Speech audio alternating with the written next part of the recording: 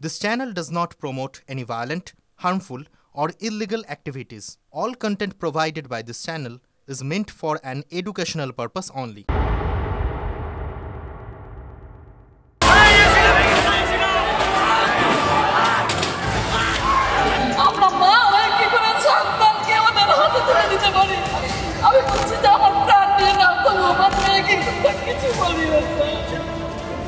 আর জোড়াত করছি ভাই ছেড়ে দে ভাই ছেড়ে দাও আমাদের গায়ে লাগা দিচ্ছে না আমরা খুব গরিব মানুষ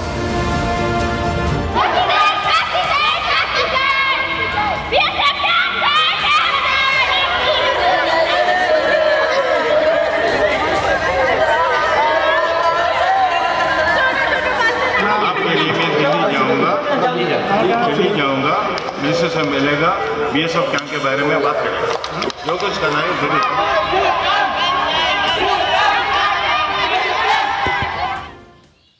টিভি9 বাংলায় স্বাগত। বিকেল ৫টা ৫৭ মানে সময় হটস্পটে। সময় পেরোচ্ছে, ঘন্টা পেরোচ্ছে, দিন পেরোচ্ছে, কিন্তু মুর্শিদাবাদ কতটা শান্ত হচ্ছে। আজ সকাল থেকে মুর্শিদাবাদে বিভিন্ন প্রান্তের বিভিন্ন সময়ের এক্সক্লুসিভ ছবি আপনাদের সামনে তুলে ধরেছি। রাজ্যপাল গিয়েছিল, জাতীয় মহিলা কমিশনের সদস্যরা গিয়ে কথা বলেছে সর্বহারাদের সঙ্গে। কিন্তু এই যে বারবার সবাই যাচ্ছে শান্তি কি ফিরছে, স্বস্তি কি ফিরছে, সেখানকার মানুষের কথা তুলে ধরবো আজ হটস্পটে। কারণ আজ জোড়া সফরে রীতিমতো হটস্পট ছিল মুর্শিদাবাদ। দেখুন প্রথমে মুখ্যমন্ত্রী রাজ্যপালকে অনুরোধ করেছিলেন বর্তমান পরিস্থিতিতে মুর্শিদাবাদে না যেতে। রাজ্যপাল সেটা শোনেননি, পাল্টা বলেছিলেন গ্রাউন্ড রিয়েলিটি দেখতে চান। শুক্রবার মালদার ত্রাণ শিবিরের পর শনিবার মুর্শিদাবাদের একাধিক জায়গায় গ্রাউন্ড রিয়েলিটি দেখলেন রাজ্যপাল। কি দেখলেন? রাজ্যপাল যেখানে পৌঁছলেন সেখানে তাকে ঘিরে ধরলেন হিংসার আতঙ্কে জ্বলে পুড়ে খাক হওয়া মানুষ। কেউ ভেঙে পড়লেন কান্নায়, কেউ শোনালেন অভিজ্ঞতা, কেউ আবার পোস্টার প্ল্যাকার্ড হাতে পেশ করলেন নিজেদের দাবি।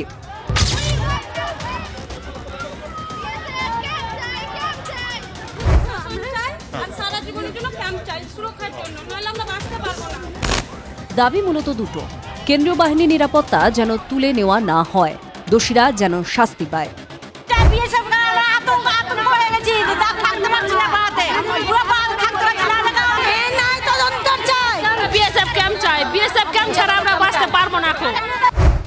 গ্রাউন্ড রিয়েলিটি দেখে রাজ্যপাল আশ্বস্ত করলেন তাঁর পক্ষে যা যা করা সম্ভব সেটা তিনি করবেন, দেখবেন যাতে কেন্দ্রীয় বাহিনী মোতায়েন থাকে এলাকায়।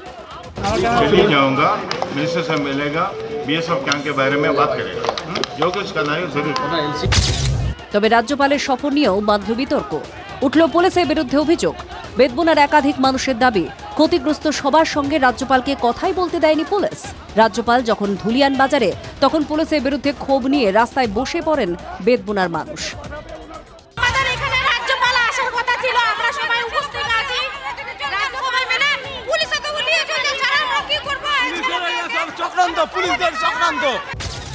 খবর পেয়ে ফের বেদবুনায় ফিরে আসেন রাজ্যপাল। আবারও এক প্রশ্ন অভিযোগ শুনতে হয় তাকে। গোটা মুর্শিদাবাদ সফরে একাধিকবার উই ওয়ান্ট জাস্টিস স্লোগানও শুনতে হলো রাজ্যের সাংবিধানিক প্রধানকে। শনিবার মুর্শিদাবাদ সফরে গিয়েছিল জাতীয় মহিলা কমিশনের দলও। যেখানেই তারা পা রাখলেন সেখানেই শুনলেন অভিযোগের পর অভিযোগ। উঠল কান্নার রোল, সব হারানোর বুক ফাটা চিৎকার। বাচ্চাদের স্কুল কবে খুলবে, কবে ভয় কাটবে, কবে স্বাভাবিক হবে জীবন, প্রশ্নের উত্তর হাতড়ে বেড়াচ্ছেন গ্রামের মেয়েরা। অনুরোধ একটাই, বিএসএফ যেন এখনই এলাকা না ছাড়ে। বিএসএফ ক্যাম্প চাই সারা জীবনের মতো, না হলে আমরা বাঁচবো না। আমাদের এখানে দরকার হলে আমাদের জায়গা আছে দেখবো, কিন্তু আমাদের বিএসএফ ক্যাম্প চাই, আমরা বাঁচতে চাই। সারা রাত ঘুম হয় না, খুব সারা রাত জেগে থাকছি তো আমরা। কোথায় ঘুমাচ্ছি? বাচ্চা কাচ্চা নিয়ে ঘুম হয় না তো। জাতীয় মহিলা কমিশনের সদস্যরা আশ্বাস দিলেন, সঙ্গে তুলে দিলেন প্রশ্ন। এগুলো কিভাবে হতে পারে? একটা ডেমোক্রেটিক কান্ট্রিতে একটা স্টেট আমার মানুষের তার বাঁচার অধিকার নেই, মেয়েদের সম্মানের অধিকার নেই। গত একটা সপ্তাহ ধরে ওদের জীবনে যা চলছে গ্রাউন্ড জিরো থেকে ফ্যাক্ট চেক হলো। কিন্তু এই যন্ত্রণা থেকে মুক্তির পথ কি? ভয় থেকে মুক্তির পথ কোথায়? উত্তরগুলো পাওয়া যাবে। গ্রাউন্ড জিরোর ছবি দেখলেন। একেবারে রিয়ালিটি দেখলেন মুর্শিদাবাদের, কিন্তু আসল রিয়ালিটি ভাঙড়েরও দেখাবো, কারণ সোমবারেও তো ওয়াকফ সংশোধনী আইন নিয়ে ভাঙড় রীতিমতো উত্তপ্ত হয়ে উঠেছিল। দু প্রান্তে রীতিমতো আগুন জ্বলেছিল, সেই ছবি আপনাদেরকে দেখিয়েছিলাম। এবং এতদিন পরও কিন্তু সেখানকার পরিস্থিতি শান্ত হয়নি। কলকাতা পুলিশের আন্ডারে রয়েছে ভাঙড়, কিন্তু ভাঙড় সেই ভাঙড়েই রয়েছে এখনো পর্যন্ত। সেখানে টিএমসি ভার্সেস আইএসএফ চলছে।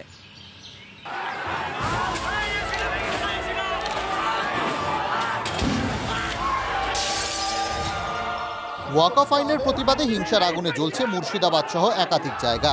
শাসক বিরোধী সংঘাতে অশান্তির পারদ আরও চড়ছে। ওয়াকফ বিক্ষোভে সোমবার অশান্তি ছড়িয়েছিল ভাঙড়ে। পুলিশের গাড়ি আটকে বিক্ষোভ, ভাঙচুর, আগুন। এই আবহে ফের ভাঙড়ে অশান্তি। তৃণমূল পার্টি অফিসে আগুন, ভাঙচুর তাণ্ডব। ভাঙড় 2 নম্বর ব্লকের চকমরিচায় মোতায়েন কাশীপুর থানার বিশাল পুলিশ বাহিনী। সূত্রের খবর, শুক্রবার গভীর রাতে চকমরিচা তেঁতুলতলা ঘাট এলাকায় তৃণমূলের কার্যালয়ে ভাঙচুর চালায় দুষ্কৃতীরা। ভাঙচুরের পর পার্টি অফিসে আগুন ধরিয়ে দেয় বলে অভিযোগ। স্থানীয় তৃণমূল নেতৃত্বের অভিযোগ, আইএসএফ সমর্থকরা এই ভাঙচুর করে আগুন ধরিয়েছে। বড় রাজনৈতিক ষড়যন্ত্র চলছে, অভিযোগ শাসক দলের। এই পার্টি অফিসের আগেও একবার আক্রমণ করেছিল। আসলে আইএসএফদের এই মুহূর্তে পায়ের তলায় জমি নেই ভাঙড়ে। তারা কখনো তৃণমূল কংগ্রেসের কর্মীদের আক্রমণ করছে, কখনো পুলিশের গাড়ি পোড়াচ্ছে, কখনো আমাদের পার্টি অফিসে আগুন দিচ্ছে। আমি কলকাতা পুলিশের কর্মকর্তাদের কাছে অনুরোধ করব, এই যে সমাজবিরোধী কার্যকলাপ যারা করছে, অবিলম্বে তাদেরকে খুঁজে বের করা। প্রশাসনিকভাবে ব্যবস্থা নেওয়ার জন্য তাদের বিরুদ্ধে লিখিত অবজেকশন আমরা থানাতে করেছি। প্রশাসন একাধিকবার তাদেরকে খুঁজছে।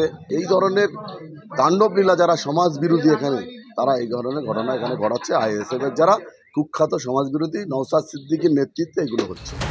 যদিও আইএসএফ হামলার অভিযোগ অস্বীকার করে। তৃণমূলের নেতা শওকত মোল্লা সাহেব আমাদের আইএসএফের নামে অর্থাৎ আমাদের নামে দোষ দিচ্ছে। এটা তো পুরাতন গল্প। এই ধরনের গল্প উনি অনেক আগে করে নিয়েছেন। এটা সুপরিকল্পিত আইএসএফের ছেলেদের নামে মিথ্যা মামলা দেওয়ার জন্য। কবে ভয় কাটিয়ে শান্ত হবে ভাঙড়? কলকাতা পুলিশের আওতায় এলেও শান্তি ফিরছে কোথায়? গ্রাউন্ড জিরোর গ্রাউন্ড রিয়ালিটি মুর্শিদাবাদ এবং ভাঙড়ের। আগামীকাল আরও একটা গ্রাউন্ড কাঁপতে চলেছে, সেটা হচ্ছে ব্রিগেড গ্রাউন্ড। সিপিএমের শ্রমিক, কৃষক, মেহনতি মানুষের ব্রিগেড সমাবেশ। আগামীকাল সেই ব্রিগেড গ্রাউন্ড থেকে কি বার্তা দেওয়া হয় প্রত্যেকের নজর থাকবে। তবে আজকে প্রস্তুতির ছবিটা কিছুক্ষণ আগে ঘুরে দেখে এসেছি আমি, দেখুন।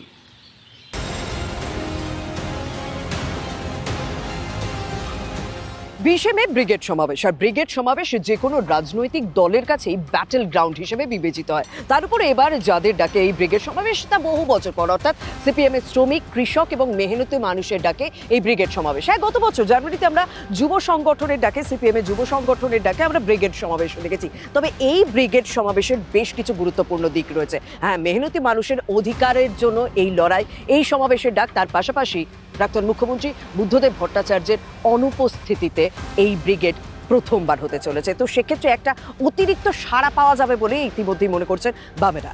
এর আগে যখন ইনসাফ যাত্রা হয়েছিল, তারপর ব্রিগেড শুধুমাত্র ডিওয়াইএফআই ডাকে হয়েছিল। সুতরাং এখানে দলটা প্রশ্ন নয়, কিন্তু সমস্ত বামপন্থী দল তো বটেই, এবং বামপন্থী দলগুলোর বাইরেও যে বাংলার যে বামপন্থী গণতান্ত্রিক প্রগতিশীল মানুষ আছে, আমরা সবাইকেই আবেদন করছি, সবাইকেই অনুরোধ করছি, আপনারা আমাদের সঙ্গে ব্রিগেডে আসুন।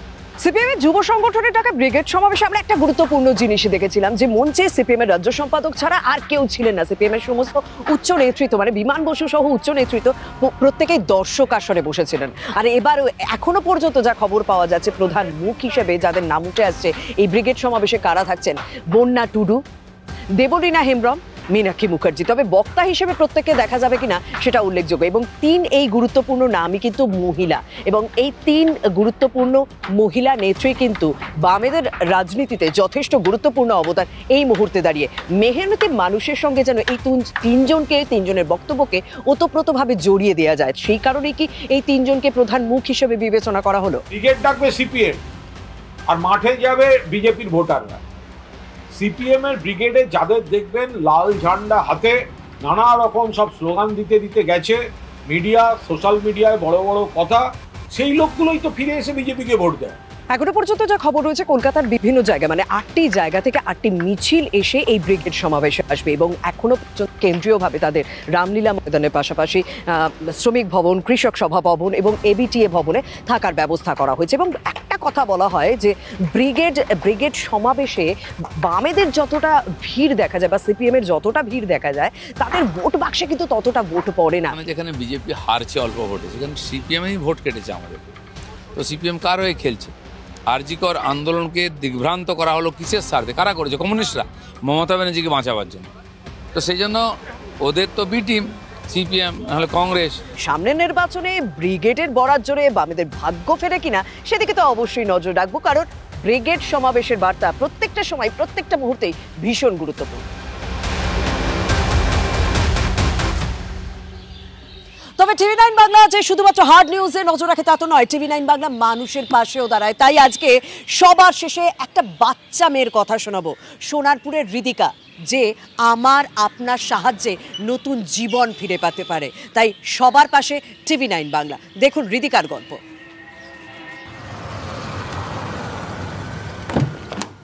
হার্ড নিউজের পাশাপাশি টিভি9 বাংলা মানুষের পাশে থাকতেও শিখিয়েছে এবং সেই টিভি9 বাংলায় এই মুহূর্তে পৌঁছে গিয়েছে সোনারপুরে, কারণ সোনারপুরে ছোট্ট মেয়ে হৃদিকা দাস যে SMA টাইপ 1 রোগে আক্রান্ত, সে শুধুমাত্র সোনারপুরের মানুষের কাছে কাতর আবেদন করেছেন যে এই যে 16 কোটি টাকা দরকার একটা ইনজেকশনের জন্য, সেটা যদি কেউ একটু একটু করে সাহায্য করেন। তাই টিভি9 বাংলা চায় শুধুমাত্র সোনারপুরের মানুষ কেন, গোটা রাজ্যের মানুষের কাছে সেই খবর পৌঁছে যাক, গোটা দেশের মানুষের কাছে পৌঁছে যাক, যাতে হৃদিকার মা বাবার কোল শূন্য না হয়।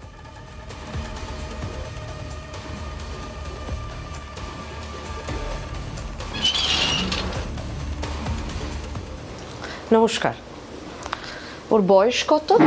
বয়স এই 16 তারিখে 1 বছর হলো, আর তো মানে 19 তারিখ। ওর সমস্যাটা কি আর কবে থেকে বুঝতে পারেন? ও হচ্ছে স্পাইনাল মাসকুলার অ্যাট্রফি টাইপ 1 নামক এক বিরল মারণ ব্যাধিতে আক্রান্ত। এটার একটা ভ্যাকসিনের দাম এই মুহূর্তে কত? এই মুহূর্তে ওটা 16 কোটি টাকা ছিল। তো রিসেন্ট আমরা যেটা শুনতে পাচ্ছি আর কি, সরকার যদি ট্যাক্সটা ছাড় দিয়ে দেয়, এছাড়া আমরা ইম্প্যাক্ট গুরুর মাধ্যমে ওর ক্রাউড ফান্ডিংটা করছি, তো তাদেরও কিছু একটা চার্জ আছে। তো সব মিলিয়ে 9.5 কোটি টাকা মতো জোগাড় করতে পারলে ও ভ্যাকসিনটা পেয়ে যাবে।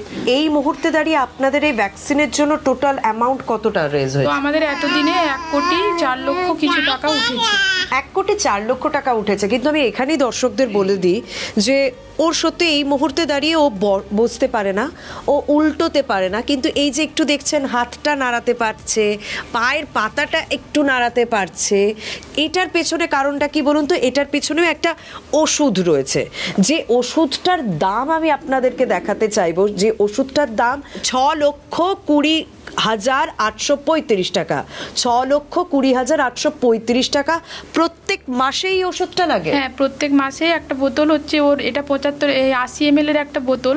80 ml? হ্যাঁ, 80 ml এর একটা বোতল, সেটা ওর বডি ওয়েট অনুযায়ী খাওয়াতে হয়। এমনকি ওর পরিস্থিতি এতটাই কঠিন হয়ে গেছিল যে ভেন্টিলেশনেও দিয়ে দিতে হয়েছিল, তো সেখান থেকে ও ফিরে এসেছে আমাদের কাছে। প্রত্যেক মাসে 7 লক্ষ মানে প্রায় 4.5 লক্ষ টাকা একটা নিম্ন মধ্যবিত্ত পরিবারে কি জোগাড় করা সম্ভব?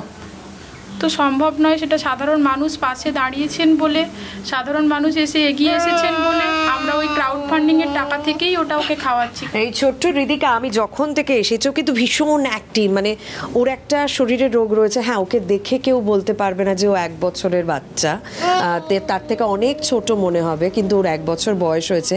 আমি দেখছি কিন্তু নিজের মতো করে চেষ্টা করছে, হাতটাকে একটু নাড়ানোর চেষ্টা করছে, পাটাকে একটু নাড়ানোর চেষ্টা করছে, কথা বলার চেষ্টা করছে। এবং আমরা একটা রেসপন্স ইতিমধ্যে পিজি থেকে ডেকেছিল যে ওর খাওয়ার ওষুধটা একটা স্যাংশন হয়েছে। ওয়াকফ সংশোধনী আইনের বিরোধিতায় মুর্শিদাবাদে যে ধুন্ধুমার পরিস্থিতি তৈরি হয়েছিল, এখনো যে মানুষ ঘর ছাড়া বা ঘর হারা হয়ে রয়েছে, সেই ঘটনার প্রতিবাদে আজ রাজ্যের বিভিন্ন প্রান্তে বিজেপির কর্মসূচি। এই মুহূর্তে ভবানীপুরে বিজেপির রাজ্য সভাপতি তিনি অন্য জায়গায় কর্মসূচিতে সামিল হয়েছেন। তবে রাজ্যের বিরোধী দলনেতা শুভেন্দু অধিকারীর নেতৃত্বে ভবানীপুরে বিজেপির কর্মসূচি, সেই কর্মসূচি অভিযানের ছবি আপনাদের সামনে তুলে ধরছি। অন্যদিকে বালুরঘাটেও আজকে ধুন্ধুমার পরিস্থিতি তৈরি হয়েছিল এই মুর্শিদাবাদের ঘটনার প্রতিবাদে। অন্যদিকে হাওড়ার পাতলায় বিজেপির রাজ্য সভাপতি সুকান্ত মজুমদারের নেতৃত্বে এসপি অফিস অভিযান, সেখানেও রীতিমতো ধুন্ধুমার পরিস্থিতি তৈরি হয়েছিল। তবে এই মুহূর্তে দাঁড়িয়ে ভবানীপুরে বক্তব্য রাখছেন রাজ্যের বিরোধী দলনেতা শুভেন্দু অধিকারী। মোথাবাড়ি হেরেছি 48,000-এ, ফরাক্কা হেরেছি, শামশেরগঞ্জ হেরেছি, 33% মুসলমান ভোট, সব ভোট নেব, আসতে হবে 26-এ, 4 বার মুখ্যমন্ত্রী হতে হবে, নইলে আমার আলালের দুলালো জেলে যাবে, আমাকেও জেল কাটতে হবে, নইলে কালীঘাটে মন্দিরের সামনে থালা নিয়ে বসতে হবে। তাই মমতা ব্যানার্জি উনি এই 33% এক করতে চান। প্রশ্ন করি, হরগোবিন্দ দাস, চন্দন দাসের সঙ্গে ওয়াকফের কি সম্পর্ক? ওয়াকফের বিলের কি সম্পর্ক? গরু, ছাগল, বাছুর তুলে নিয়ে গেছেন বাড়ি থেকে, তার সঙ্গে ওয়াকফের কি সম্পর্ক? সম্পর্ক একটাই, ভোট ব্যাংক, তুষ্টিকরণ। আবার 26-এ ফিরতে হবে, রোহিঙ্গাদের বাঁচাতে হবে, চুরি করতে হবে। আগে বেঁচেছিলাম চাকরি, এখন সুপ্রিম কোর্ট সুযোগ করে দিয়েছে, এবারে প্রশ্ন। এবার প্রশ্ন আগে তুলেছে আমার ভাইপো, কালীঘাটের কাকু, কয়েকশো কোটি, 1000 কোটির বেশি। পার্থ আছে জেলে, আর ভাইপো আছে বাড়িতে। এবারে ওএমআর কিছু করা যাবে না, প্রশ্ন বেচবো, 500-700 কোটি তুলবো, আর 500-700 হাজার লক্ষ্মীর ভান্ডার দেব, অভাবী হিন্দুদের ভোট নেব।